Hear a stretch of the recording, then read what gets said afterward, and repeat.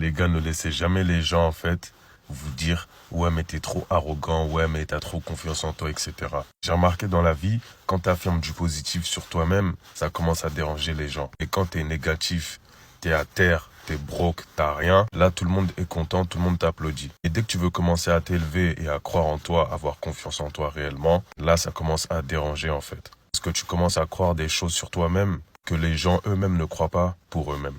Donc là, ça dérange. Donc, si vous êtes entouré de personnes qui vous disent « Ouais, t'es trop arrogant », juste parce que vous avez confiance en vous, moi, je vous promets que c'est pas les bonnes personnes, c'est pas le bon entourage. Quand t'es sûr de toi, les comportements négatifs que tu peux avoir en face, généralement, ça vient de personnes qui, elles, ne sont pas sûres d'elles. Donc, elles te voient comme une menace pour leur bien-être ou parce qu'elles se disent que tu vas prendre trop de place par rapport à elles et donc que tu es une menace. Quand je vois quelqu'un qui est hostile à moi parce que j'ai une forte personnalité, je vais avoir tendance un peu à la provoquer et à prendre encore plus de place pour lui montrer que c'est pas parce que ça la dérange que ça va se calmer.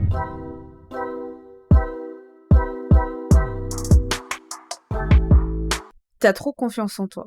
Je pense que t'as déjà entendu cette phrase au moins une fois dans ta vie. Pour moi, cette phrase, c'est juste pas possible. Elle est, à mon sens, non valable. Et dans la vidéo d'aujourd'hui, je vais t'expliquer pourquoi. On va voir ça ensemble. Pourquoi est-ce que les gens disent ça, déjà, pour commencer.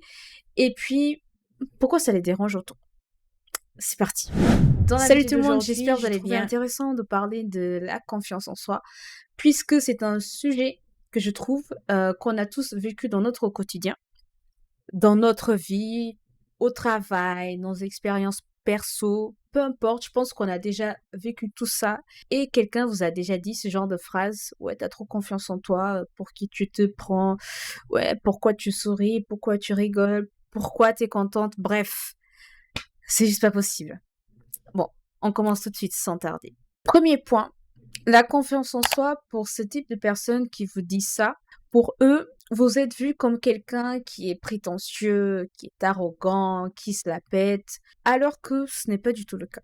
Pourquoi ce n'est pas le cas? Parce qu'en fait, vous avez une aura, une énergie naturelle, des vibes positives qui se dégagent autour de vous. Vous le faites pas exprès, vous êtes comme ça. Et même si de base vous n'avez pas forcément eu ça, vous pouvez être quelqu'un qui a travaillé sur soi, qui a appris donc à gagner confiance en soi-même, à développer ça, et c'est tout à votre honneur. Donc peu importe comment vous avez eu ça, comment vous avez développé. Le tout, c'est qu'aujourd'hui, vous êtes quelqu'un confiant, et donc ça se voit, ça se dégage autour de vous, et les gens qui vous disent ça, ces types de personnes-là, ils se sentent en compétition avec vous.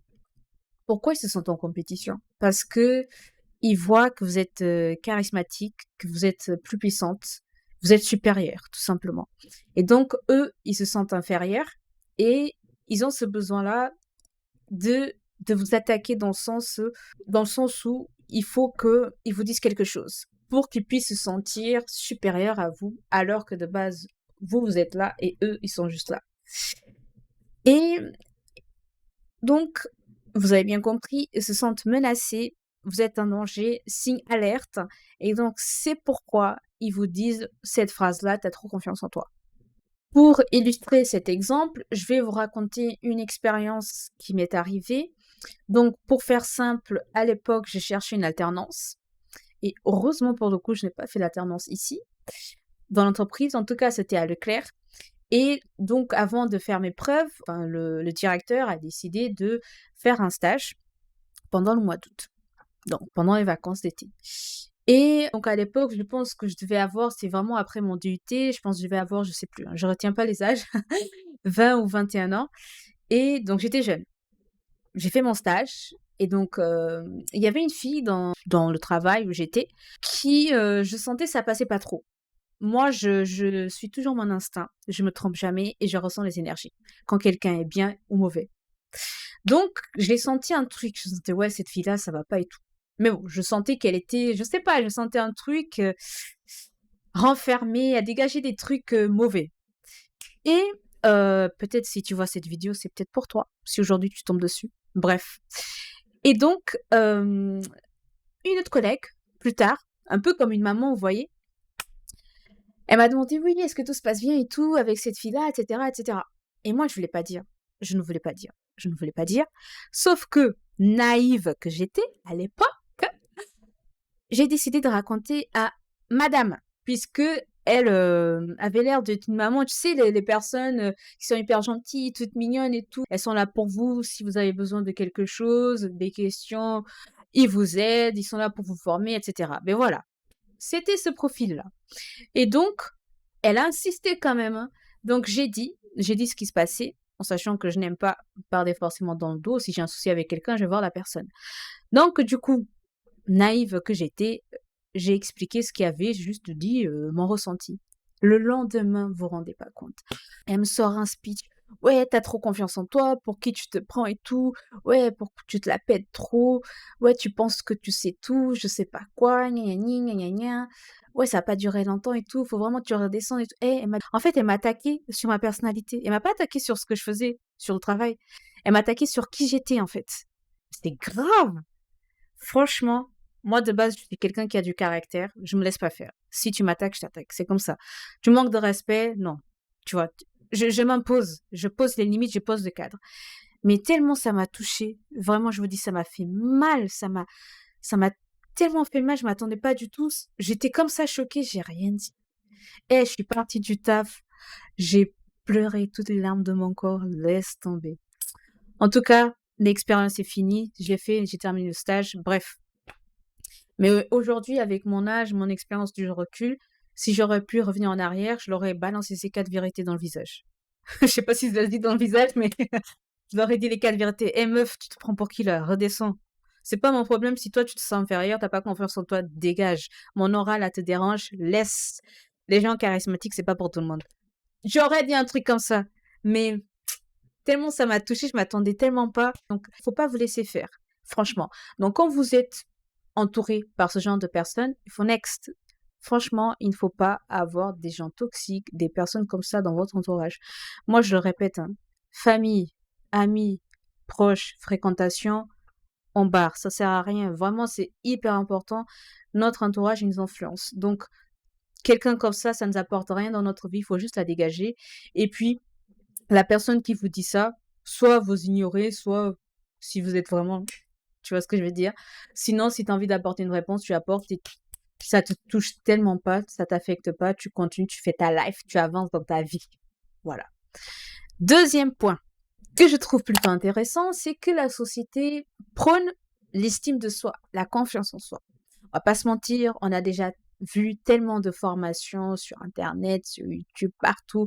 Oui, comment avoir confiance en soi, gna gna gna, l'estime de soi c'est important, surtout pour nous les filles. Je vais pas mentir là-dessus, peut-être vous allez me critiquer, j'assume, mais des contenus de filles pour des filles et pour les mecs, c'est pas du tout la même chose. Nous, c'est trop dans les émotions. Oui, t'es belle, t'es la plus forte, t'es la plus intelligente, tu vas glow up dans ta vie, alors que les mecs, ouais, réveille-toi, t'es trop nul, va bosser, tu fais quoi?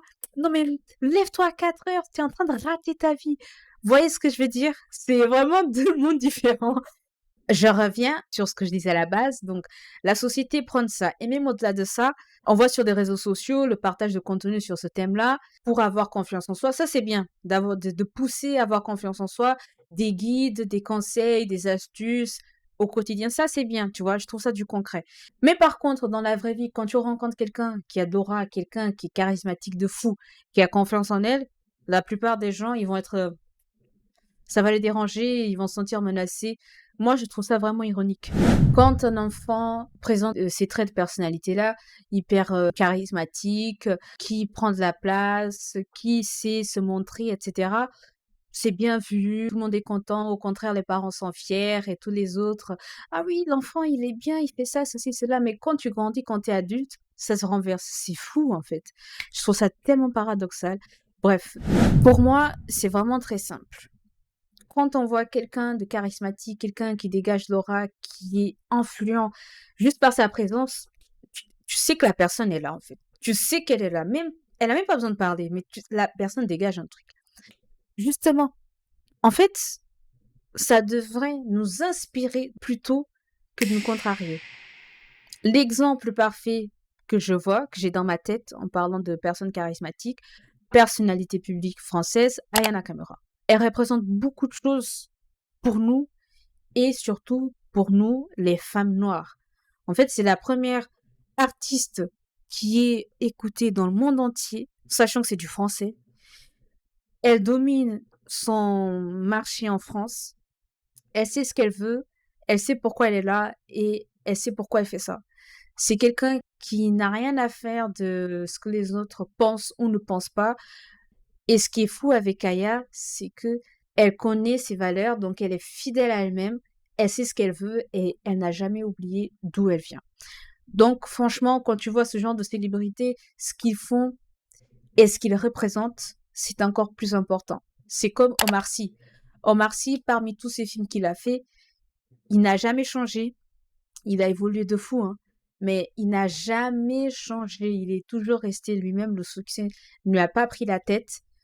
Il reste authentique, fidèle à lui-même et surtout, il représente. Il dégage ses convictions.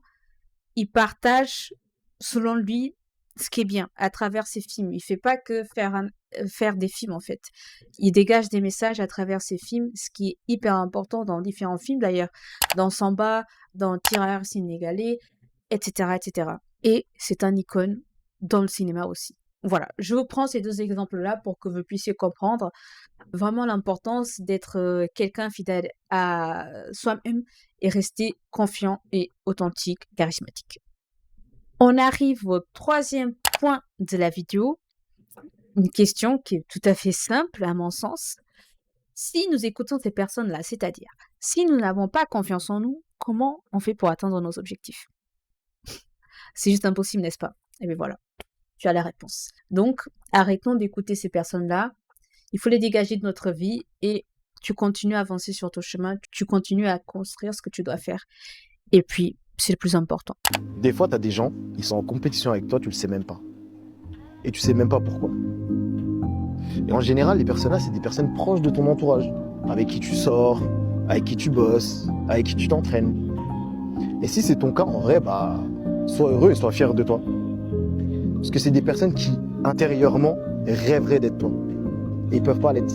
Parce que tu as quelque chose que tu dégages, qu'eux n'ont pas, ou n'auront jamais. Parce que tu es quelqu'un et pas eux. Les amis, on est arrivé à la fin de la vidéo. J'espère vraiment que vous avez aimé le sujet. J'ai adoré parler de ça. Je trouve ça hyper intéressant. Des sujets qu'on vit au quotidien, des choses qui nous arrivent, qui sont arrivées aussi à notre entourage. Bref, ce sont des choses que tout le monde est tout à fait capable de vivre. Donc, partage-moi ton expérience. Qu'est-ce que tu en penses? Est-ce que tu es d'accord avec moi ou non? J'ai hâte de te lire dans les commentaires. Et puis, je te dis à la prochaine vidéo. Salut, ciao!